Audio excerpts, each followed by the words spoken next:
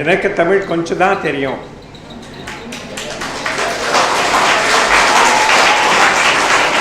கொஞ்சம் தான் தெரியும்.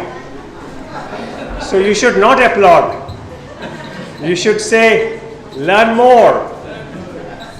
எனக்கு கொஞ்சம் தான் தெரியும் தமிழ். நீங்க என்ன கை தட்டுறீங்க? இல்ல இல்ல அந்த உண்மையை சொன்னதுக்காக கை.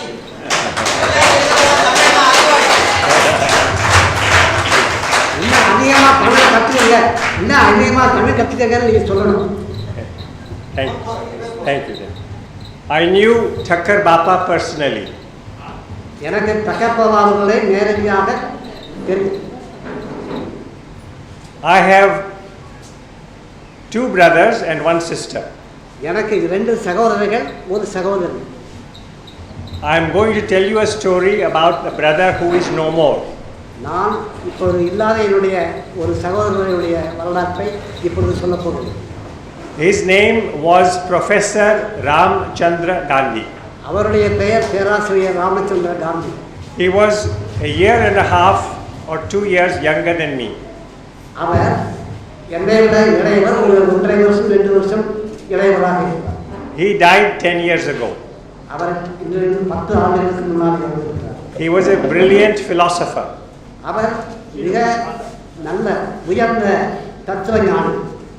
So when we were very small, we used to fight. Ramu and I used to fight each other. நாங்கள் சிறுவர்களாக இருந்தபோது நானும் அவரும் சண்டை போடுவதும். Not non-violently, but violently. அகிம்சை முறையிலே அல்ல, ஹிம்சை முறையிலே நாங்கள் சண்டை போடுவோம். Very bad. அது மிகவும் தப்பானது அல்லவா? So Thakkar Bapa was in our home in New Delhi and he saw that Ramu and I were hitting each other. Thakkar Bapa அவர்கள் எங்கள் வீட்டிலே டெல்லியிலே வந்தார். இருந்தபோது அவர் இருந்தபோது நாங்கள் சகோதரர்கள் இருவரும் சண்டை போட்டுக் கொண்டிருந்தோம். அதை அவர் நேரடியாக பார்த்து கொண்டிருந்தார். We were very fond of Thakkar Bapa. நாங்கள் அவர் மீது மிக்க அன்பு உடையவர்கள் Thakkar Bapa. Thakkar Bapa said, Ramu, Mohan, I was called Mohan, Ramu, if you two fight, I will not come to your home again. Thakkar Bapa சொன்னார், ராமச்சந்திர அவர்களை ராமு என்றும், ராஜ்மோகன் அவர்களை மோகன் என்றும், ராமு மோகன் நீங்கள் இருவரும் இப்படி சண்டை போட்டுக் கொண்டால் இனிமேல் நான் இங்கே உங்கள் வீட்டுக்கு வரமாட்டேன் என்று சொன்னார். After that, Ramu and Mohan stopped fighting with each other. அதற்கு பிறகு ராமச்சந்திர காந்தியும் ராஜ்மோகன் காந்தியும் ஒருவருக்கொருவர் சண்டை போட்டுக் கொண்டதே இல்லை, நிறுத்திவிட்டார். And our mother sent a message to him saying they are not fighting, please start coming home again. அப்புறம்தான் என்னுடைய அம்மா தக்கர் பாபா அவர்களுக்கு ஒரு செய்தி அனுப்பினார்கள். இப்பொழுதெல்லாம் ராமச்சந்திரனும் ராஜ்மோகனும் சண்டை போட்டுக் கொள்வதில்லை, எனவே நீங்கள் வீட்டுக்கு வாருங்கள் என்று சொன்னார்.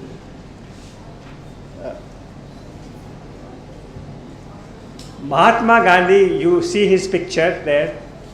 அங்கே மகாத்மா காந்தி அவர்களுடைய படத்தை பார்க்கிறீர்கள். But he was not born like that. When he was born, he was not an old man. அவர் பிறக்கின்ற போது இப்படியா இருந்தால் இந்த வயசானவரா?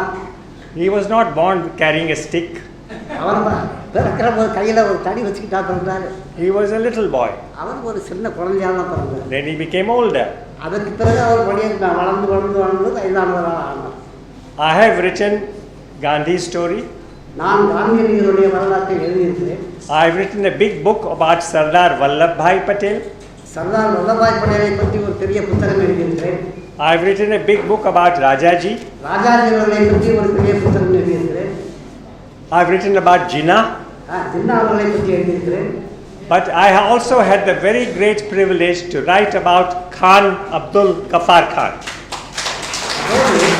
நான் கான் அப்துல் கஃபார் கான் அவர்களை பற்றியும் எழுதுவதற்கு எனக்கு ஒரு நல்ல வாய்ப்பு கிடைத்தது. Why is he such a great man? ஏன் அவரை ஒரு பெரிய மனிதராக நாம் பார்த்தோம்? He was very tall. அவர் ரொம்ப உயரமா இருந்தார். He was 6'4". 6 அடி 4 அங்குலம் இருந்தார். He and his older brother once stayed in our home in New Delhi. அவருடைய சகோதரனும் அவரும் ஒரு முறை டெல்லியிலே இருக்கிற எங்களுடைய வீட்டிற்கு வந்திருந்தார். I was very small. I was 10 years old. ஒரு 10-11 வயது இருக்கும். அப்பொழுது நான் சிறுவனாக இருந்தேன். And this enormously tall man was in our home. இந்த மிக அதிக உயரமாக இருந்த இந்த கான் அப்துல் கஃபார் கான் அங்கே எங்களுடைய வீட்டில் இருந்தார். Then in 1987, only 1 year before his death, he was visiting India. 1988 அவர் வாழ்ந்தார். ஒரு வருஷம் முன்னால் 1987 எங்கள் வீட்டுக்கு டெல்லிக்கு வந்தார். He was in Mumbai. அப்பொழுது அவர் மும்பையில் இருந்தார். I met him there. நான் அவரை மும்பையில் போய் சந்தித்தேன். He was then 97 years old. அப்பொழுது 97 வயது. Like our distinguished friend here. இங்கே நம்முடைய பேட்டர் இருக்கிறார்களா சாதனா, அவரை விட 2 வயசு கூட தான் இருக்கும். He was not well. He was lying down on his bed. அவருக்கு உடம்பு சரியில்லை, எனவே படுத்த படுக்கையாகத்தான் இருந்தார். He asked me to come and sit next to him. அவர் பக்கத்திலே வந்து உட்கார சொன்னார். He asked me to sit on the side of his bed. அந்த படுக்கையிலேயே அவர் பக்கத்திலேயே வந்து அமர சொன்னார். And he brought my head closer to his head. அவர் என்னுடைய தலையை அவருடைய தலைக்கு பக்கத்திலே கொண்டு வந்தார். And then he kissed me on my forehead. அவர் அப்படி கொண்டு வந்து என்னுடைய முன் தலையில் அவர் முத்தமிட்டார். So my head was very close to his head. அவருடைய தலைக்கு மிக பக்கத்திலே என்னுடைய தலை இருந்தது. And I noticed that his nose was almost 9 inches long. நான் பார்த்தேன் அவருடைய மூக்கு 9 அங்குல நீளம் இருந்தது. I did not measure it. நான் அளந்து பார்க்கவில்லை. But it looked enormously long. அது பார்த்தால் அவ்வளவு நீளமாக இருந்தது. But this is not why he was so great. அப்படி மூக்கு நீளமாக இருந்ததனால அவர் பெரியவர் அல்ல. This was a man who became great because he was a lion who said he will never act like a lion. He will defend people. He will not attack people. அவர் ஒரு சிங்கம் போல இருந்தார். ஆனால் சிங்கம் செய்வது போல மக்களை தாக்க மாட்டேன், ஆனால் மக்களுக்காக நான் சிங்கம் போல இருந்து சேவை செய்வேன். I will be a non-violent lion. நான் ஒரு அஹிம்சை சிங்கமாக இருப்பேன். That is why he became so great. அதனால் தான் அவர் அவ்வளவு பெரிய மனிதர். And he was in prison for 27 years. அவர் சிறைச்சாலையிலே 27 ஆண்டுகள் இருந்தார். Gandhi was in prison only for 10 years. இந்த காந்தியே வெறும் 10 வருஷங்கள்லாம் சிறையிலே தங்கி இருந்தார். Ghaffar Khan was in prison for 27 years. கஃபார் Khan சிறையிலே 27 ஆண்டுகள் இருந்தார். 12 years under the British. 12 வருஷம் பிரிட்டிஷ் ஆட்சி காலத்துல, 15 years under the Pakistanis. Pakistan government வந்து சுதந்திரம் வாங்கி பாகிஸ்தான் கவர்மெண்ட் வந்த பிறகு அங்கே 15 வருஷம். He said to the British, he said to the Pakistani government, you can kill me, but I will follow my conscience. ஆங்கிலேய அரசாங்கமாக இருந்தாலும் சரி, பாகிஸ்தான் அரசாங்கமாக இருந்தாலும் அது 2 பேர்ட்டையும் சொன்னார், இந்தாயா எங்களை என்ன வேணால் நீ கொண்டுக்க, ஆனால் நான் எப்படி நடப்பேன்னு சொன்னால் நீ சொல்கிற மாதிரி இல்லை, என்னுடைய மனசாட்சி என்ன சொல்லுதோ அதுபடி தான் நான் நடப்பேன்னு சொன்னேன். So he is a hero not only for India, not only for Pakistan, he is a hero for the whole world. அவர் வந்து இதனால் அவர் ஒரு பெரிய மாவீரர். எப்படி இந்தியாவுக்கு மட்டுமில்லை, பாகிஸ்தானுக்கு மட்டுமில்லை, உலகத்திற்கே ஒரு பெரிய வீரர். In my biography, for which I went to Pakistan, I met all his children and grandchildren and great-grandchildren. நான் இந்த அவருடைய வாழ்க்கை வரலாற்றை எழுதுவதற்காக பாகிஸ்தானுக்கு போய் அவருடைய மூதாதையர்கள், அவருடைய பிள்ளைகள், பேரன்களுடைய பிள்ளைகள் இவர்களெல்லாம் சந்தித்தேன். And I found that the Pakistani people love him, his memory. He is no longer living. He died in 1988, but they love him. அங்கே நான் பார்த்தேன், அங்கே இருக்கிற மக்கள் எல்லாம் அவர் மீது அவ்வளவு அன்பை கொள்கிறார்.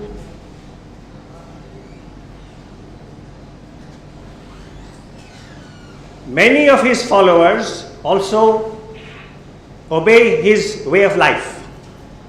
அவரை பின்பற்றியவர்கள் அவருடைய வாழ்க்கை முறையையும் பின்பற்றினார்கள். A large number of his followers say, we believe in non-violence.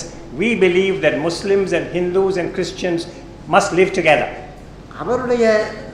அவரை பின்பற்றிய பலர், ஏறக்குறைய 1,00,000 பேர், அவர்களெல்லாம் இந்த சொல்றதில்லை, நான் அதிகமாக சொல்கிறேன், அவர்களெல்லாம் அகிம்சை வீரர்களாக இருந்தார்.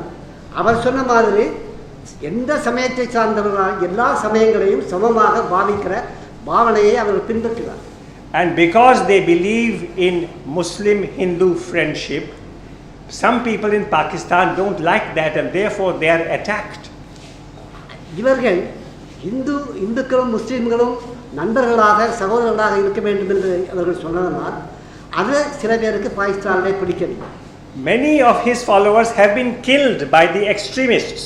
அதனால் தீவிரவாதிகள் என்ன பண்ணாங்கன்னா அவங்க பல பாகிஸ்தான் இந்த இவர்களை எல்லாம் கொன்றாங்க. Not 1, 2 or 3 but hundreds of them have been killed in the last 10 years. அந்த கடைசி ஆண்டுகளில் ஏதோ ஒரு பேர் 2 பேர் 10 பேர் அப்படியெல்லாம் இல்லை, நூற்றுக்கணக்கான பட்டாளிகள் கொல்லப்பட்டார்கள். These are people who are willing to be killed for what they believe. அவர்கள் எதிரே நம்பிக்கை வைத்திருக்கிறார்களோ அதற்காக அவர்கள் சாவதற்கு துணிந்தவர்.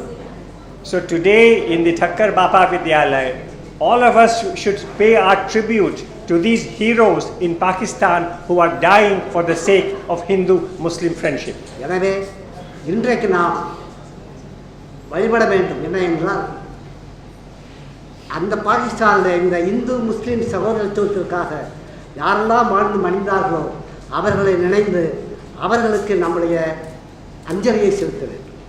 And India honors him. India அவர்களை பாராட்டுகிறது. The people of India love and honor Khan Abdul Ghaffar Khan. இந்திய மக்கள் அவர்கள் மீது மிக அன்பு செலுத்துகிறார்கள், அவர்களை பாராட்டுகிறார்கள்.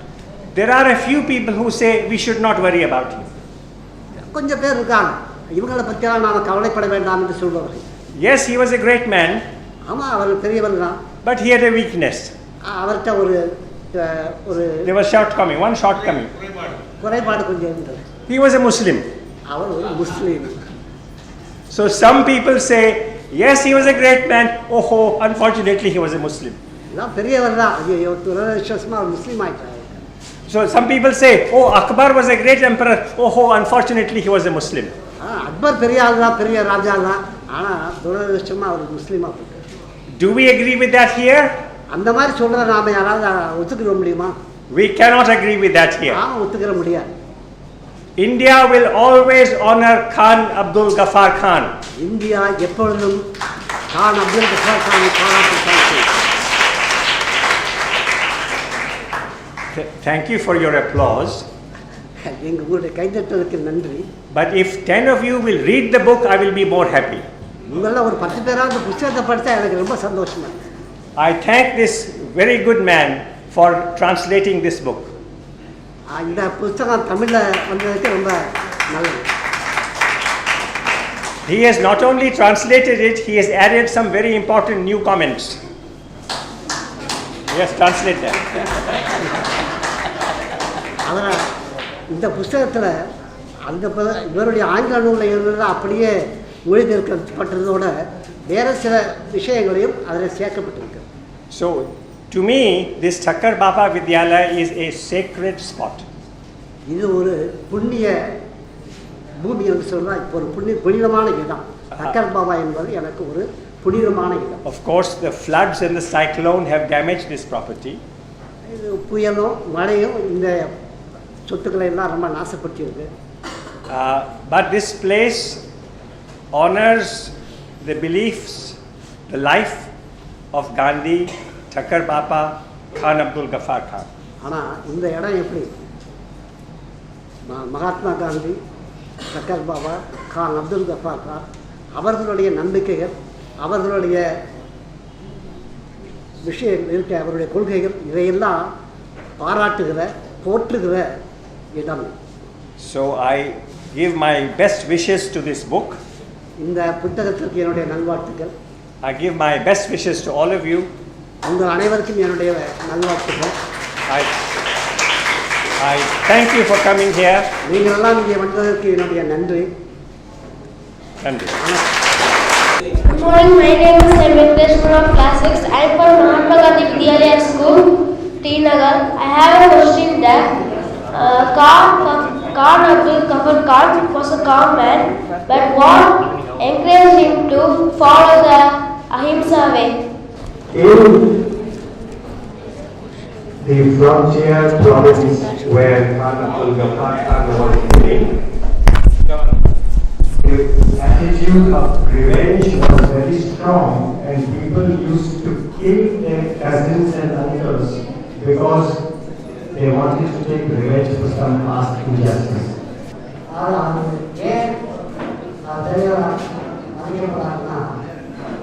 அஹிம்சைக்கு எப்படி போனார்